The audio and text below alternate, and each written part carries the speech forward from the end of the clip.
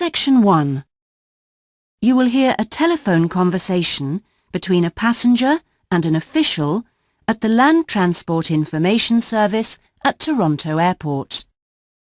First, you have some time to look at questions 1 to 5.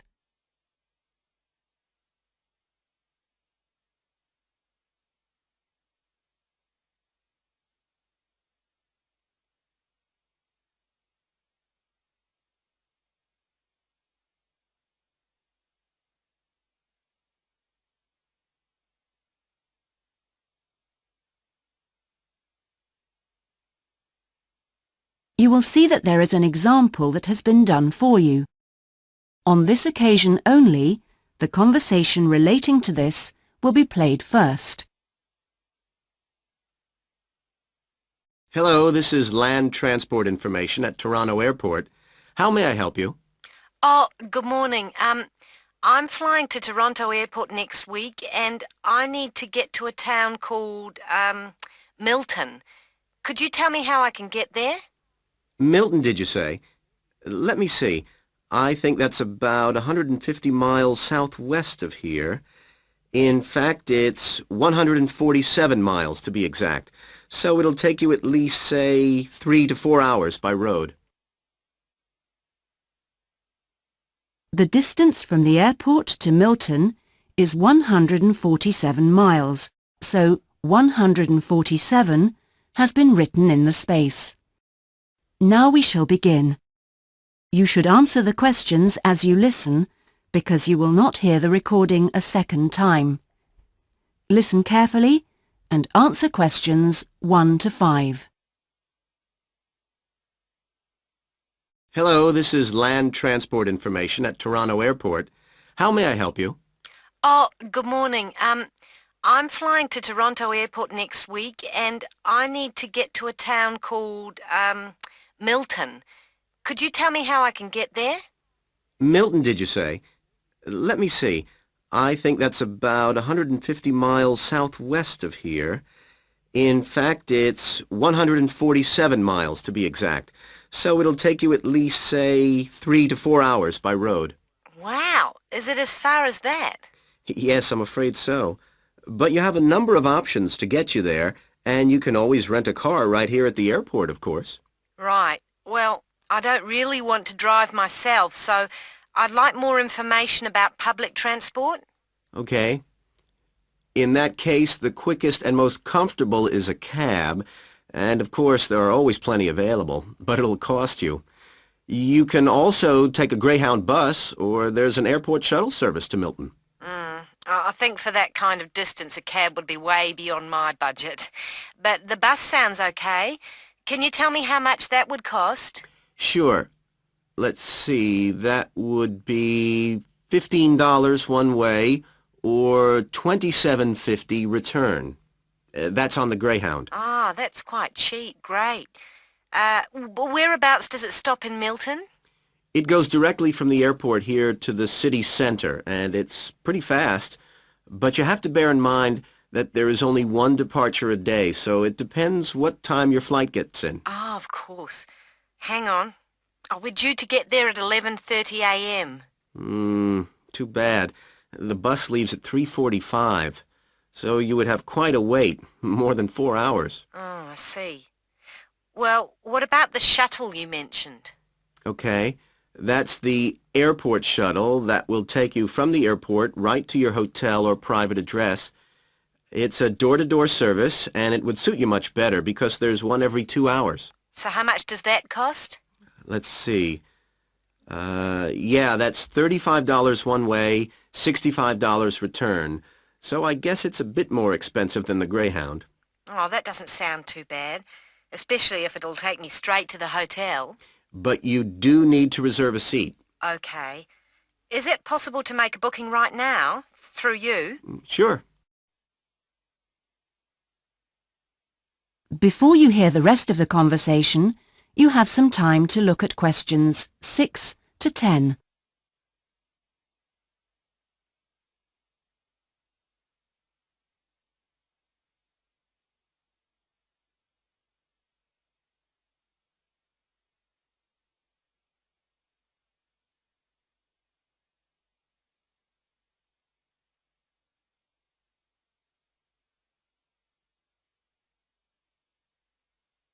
Now listen and answer questions 6 to 10. Okay, I just have to fill this form out for you. So, what date do you want to book this for? The 16th of October. Oh, no. Sorry, that's my departure date. I arrive on the 17th, so book it for then, please. So that's the Toronto Airport shuttle to Milton. And this is for just one person, or...? Yeah, just me, please. Right. And you said your expected time of arrival was 11:30? So if I book your shuttle for after 12, let's say 12:30, that should give you plenty of time to, collect your baggage, maybe grab a coffee. Yeah, that sounds fine. As long as we land on time. Well, we'll take your flight details, so you don't need to worry too much about that. Now, what about the fare? What sort of ticket do you want? One way or... Yeah, that'll be fine, provided I can book the return trip once I'm there. No problem. Just allow a couple of days in advance to make sure you get a seat. And what is your name, please? Janet Thompson. Is that Thompson spelled with a P? No, it's Thomson. Okay. And you'll be coming from the UK? What flight will you be traveling on? It's Air Canada flight number AC936 from London Heathrow. Right. Now, do you know where you'll be staying? We need to give the driver an address. Yes, it's called the Vacation Motel, and I think it's near the town centre. Anyway, the address is 24 Kitchener Street. That's Kitchener Street. That's fine. Right, so that's $35 to pay, please. Have you got your credit card number there? Yes, it's a Visa card, and the number is 3303-8450-2045-6837. Okay. Well, that seems to be everything. Have a good trip, and we'll see you in Toronto next week. Yes, bye. Oh, thanks for your help. That is the end of section 1. You now have half a minute to check your answers.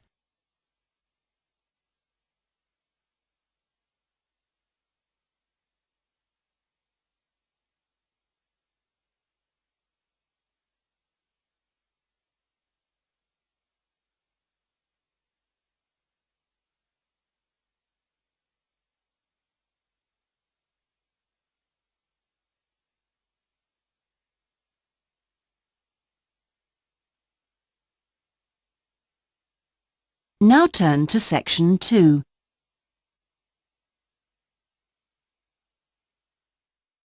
Section 2.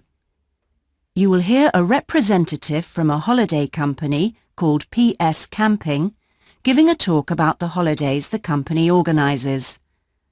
First, you have some time to look at questions 11 to 16.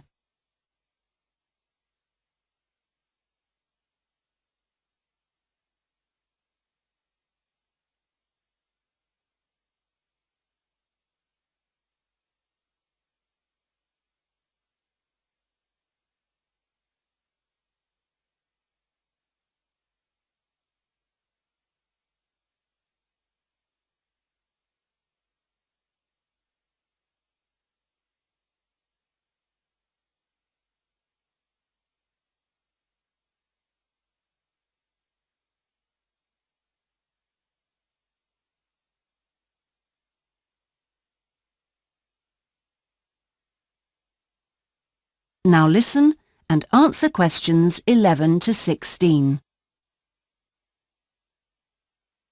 Thank you all for coming to my talk this evening.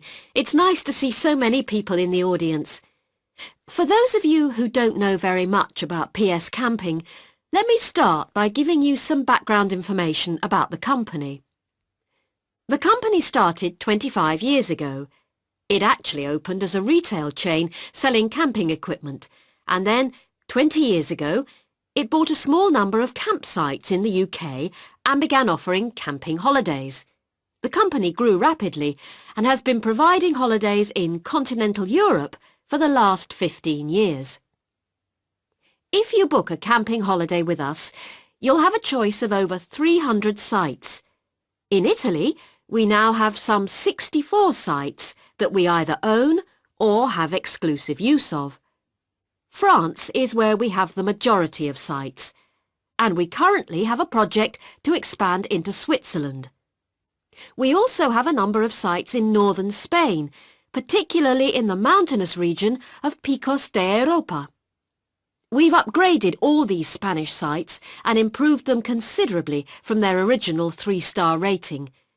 We believe our holidays offer superb facilities for the whole family. Parents who want their children to be fully occupied for all or part of the day can take advantage of our children's activities. These are organised by our well-qualified and enthusiastic staff. Each day kicks off with a sports match, perhaps football or volleyball, followed by an hour of drama for everyone. This may include singing or dancing, mime or other activities. In the afternoon, there's a different art activity for each day of the week, including a poster competition or model making. What's more, our sites are truly child-friendly, and with this in mind, we operate a no-noise rule in the evenings. Children's evening activities usually finish at 9:30 or occasionally 10, and from 10:30 holidaymakers are expected to be quiet in the areas where there are tents. We want nothing to go wrong on a PS camping holiday, but if it does, we also want all our customers to be insured. If you haven't organised an annual insurance policy of your own, you'll need to take out the low-cost cover we offer, and we require that you arrange this when you make your holiday reservation. There are many advantages to choosing PS Camping and to recommending it to others. As a regular customer, you'll be kept informed of special offers, and your friends can benefit from 10% off their holiday, or book a luxury tent for the price of a standard one. In return, we'll send you a thank you present, which you can choose from a list of high-quality items. Before you hear the rest of the talk, you have some time to look at questions 17 to 20.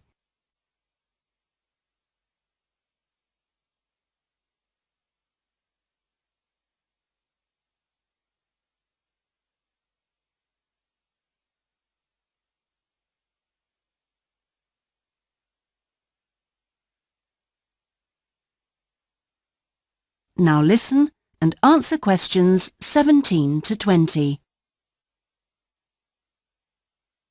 When it comes to our tents, these are equipped to the highest standard.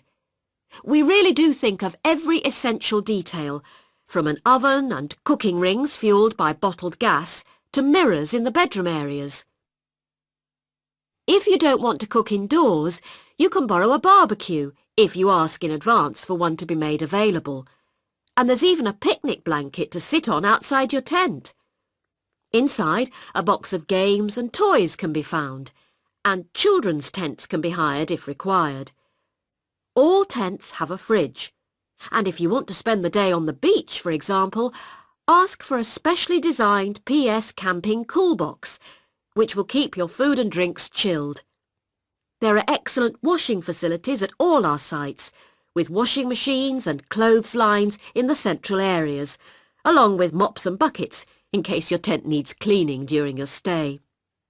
All sites have a cafe and or a shop for those who'd rather eat in than dine at a local restaurant.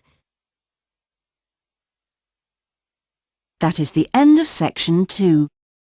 You now have half a minute to check your answers.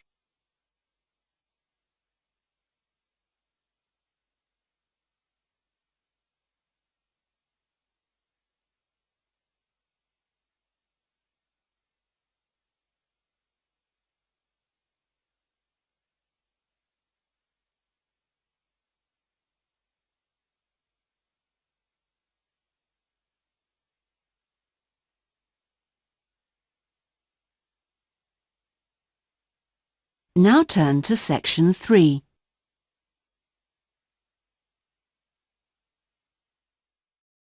Section 3. You will hear a tutor talking to two business students called Philip and Janice about their research on managing individuals. First, you have some time to look at questions 21 to 23.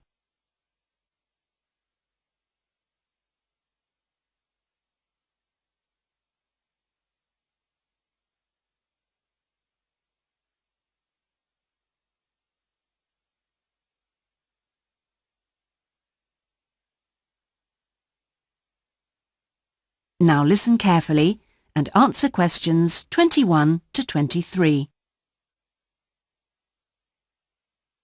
Well, you've both been looking at different styles of managing individuals in companies and the workplace. How's the research going, Philip? Well, I've been looking at why individualism, individual differences, are such an important area of management studies. When you think about any organisation, be it a family business or a multinational company, they're all fundamentally a group of people working together. But it's what these individuals contribute to their places of work that makes you realise how important they are. Of course, they bring different ideas, but it's also their attitudes and their experiences of learning. Diversity is important in these areas too. So why do people behave so differently from one another at work? There are lots of reasons, but research has shown that a lot of it comes down to personality. And the other factor is gender. It's a well-known fact that men and women do lots of things in different ways, and the workplace is no different. Did you look at the effects of this variation on companies? Yes, I did. On the positive side, exposure to such diversity helps encourage creativity, which is generally an asset to a company. But unfortunately, individual differences are also the root of conflict between staff, and they can lead to difficulties for management, which can sometimes be serious. Before you hear the rest of the conversation, you have some time to look at questions 24 to 30.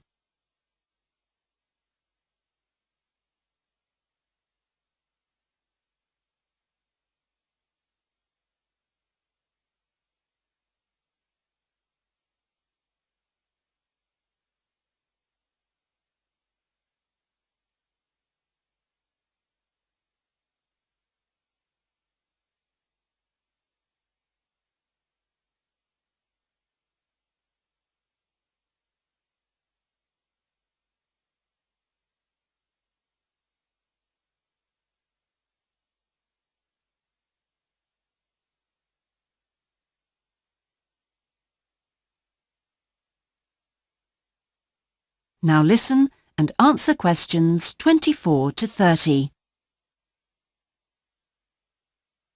Thanks, Philip. So now I guess the two main things to remember here are to identify individual talent and then to utilize it. So, Janice, you were looking at identifying different talents in workers. Do you think this is easy for managers to do? Well, currently teamwork is in fashion in the workplace, and in my opinion the importance of the individual is generally neglected. What managers should be targeting is those employees who can take the lead in a situation and are not afraid to accept the idea of responsibility. That's true, Janice, but unfortunately many managers think the entire notion of encouraging individuality amongst their staff is far too hard. Yes, that may be true, but I think one of the most important tasks of managers is to consider the needs of the individual on one hand, and group cooperation and conformity on the other. It requires creative thinking on the part of management to avoid tension. So, Janice, what kind of people do you think companies should be looking for?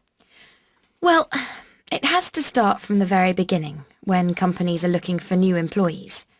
When the personnel department is choosing between applicants, they need to look for someone who's broken the mould and can think for themselves. Instead, people making these decisions often use a range of psychological tests to see if a person is a problem solver or will do as they're told. I'm not convinced these qualities are actually the most important. So do you think being a good team player is overrated? No, it's not overrated. You do need to learn the rules and learn them fast. No individual can get around this if you're working in an organisation. So how should managers deal with this? Rewards. When an individual demonstrates the behaviour the organisation expects, some kind of incentive can be given. What's important here is that this happens right at the beginning, so new recruits learn the rules of the system immediately. Also, the incentive should be something the individual actually wants, and this isn't always just money. To come back to you, Philip, you were saying that recognition of good performers is essential. Now, what else should managers be looking for? Well, managing people means you not only have an understanding of your employees, but you also recognise the culture of the organisation. In fact, for some organisations, creativity and individuality may be the last thing they want to see during working hours. Very true. Yes, but managing people isn't as easy as it looks. For example, change in the workplace can be quite tricky, especially if there's a need to increase profit. And at times like these, managers may have to give priority to profit rather than individual staff needs. Yes, and that creates difficult situations for people. Yes, but what's important is that managers are able to deal with quite high levels of personal stress. During times of change, they should be thinking not only about the strain on their staff, but take time out to think of themselves. Absolutely. So, what are the implications of that? That is the end of section 3. You now have half a minute to check your answers.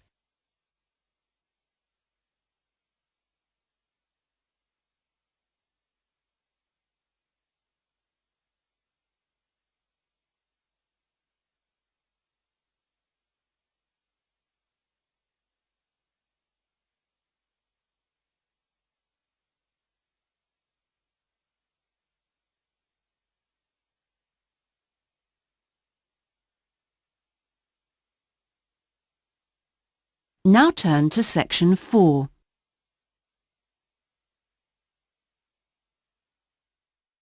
Section 4. You will hear part of a lecture about cave paintings and other types of rock art.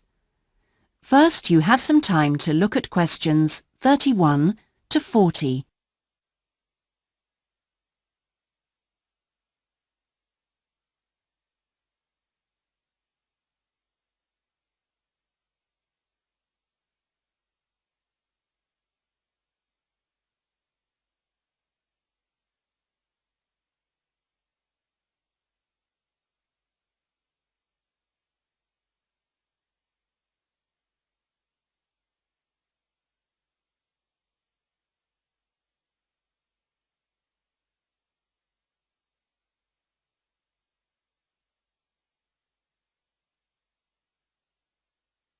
Now listen carefully and answer questions 31 to 40. Good afternoon, everyone. This is the first seminar in preparation for our archaeological fieldwork in Namibia. We are fantastically lucky to have received partial research funding for this trip from our institute, so I shall expect 200% attention and participation from you all. First, in this seminar, I'm going to give a brief introduction to contemporary research on rock art, and in the second part, I'm going to give you some do's and don'ts for our fieldwork trip in April, so please listen very carefully.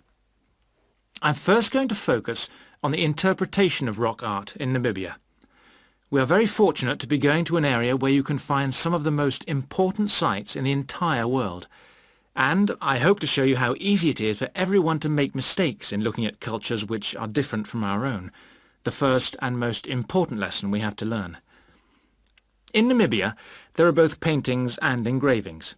That's where the surface of the rock is cut out. Many of the engravings show footprints of animals, and most scholars used to think that the purpose of these was simple and obvious. This rock art was like a school book with pictures to teach children about tracks, which track belonged to which animal, giraffe, lion, and so on. But there were some mysteries. First, when you look at a typical Namibian painting or engraving, you see the tracks are repeated. There are dozens of tracks for the same animal. Well, you'd expect just one clear illustration if the the aim was to teach tracking. Now, there were two more problems. Why are some of the engravings of animals very accurate, as you'd expect, all clearly identifiable, and others quite unrealistic? And another mystery. Some of these unrealistic animals, that's in the engravings, seem to be half human. Some, for example, have got human faces. Many researchers now think that these were pictures the wise men engraved of themselves. They believed they could use magic to control the animals they had drawn, so the hunters could then catch them for food. This shows you some of the dangers of coming from one culture to another, as we'll be doing, without understanding it fully. Scholars imagined that children looked at rock art pictures to learn to track, just because they themselves had learnt skills from pictures. Many researchers now believe that rock art had a much more complex purpose, and we'll talk more about it next week.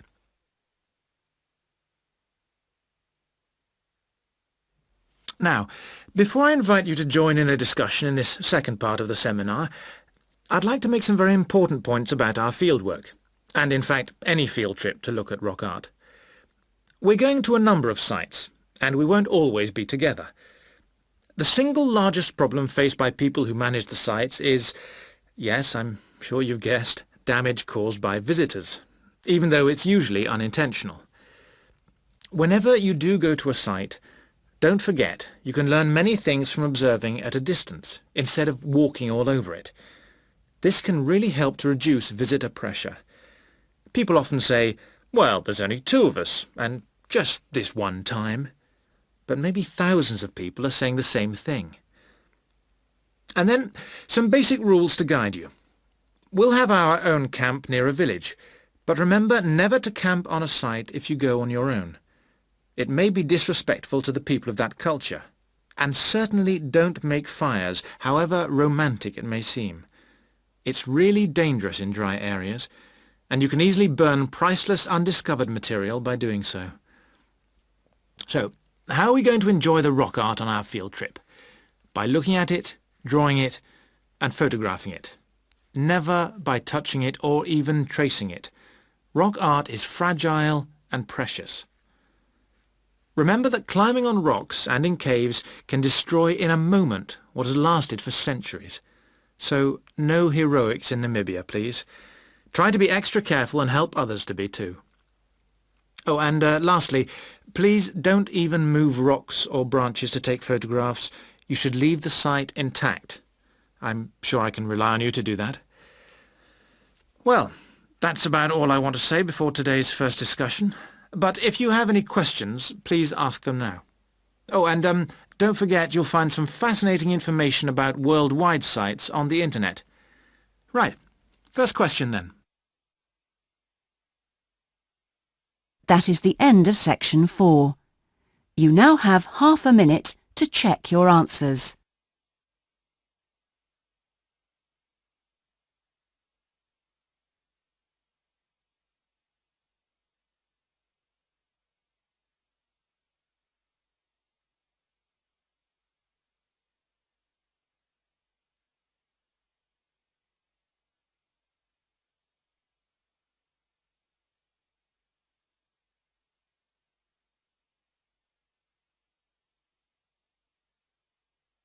That is the end of the listening test. In the Ielts test, you would now have 10 minutes to transfer your answers to the listening answer sheet.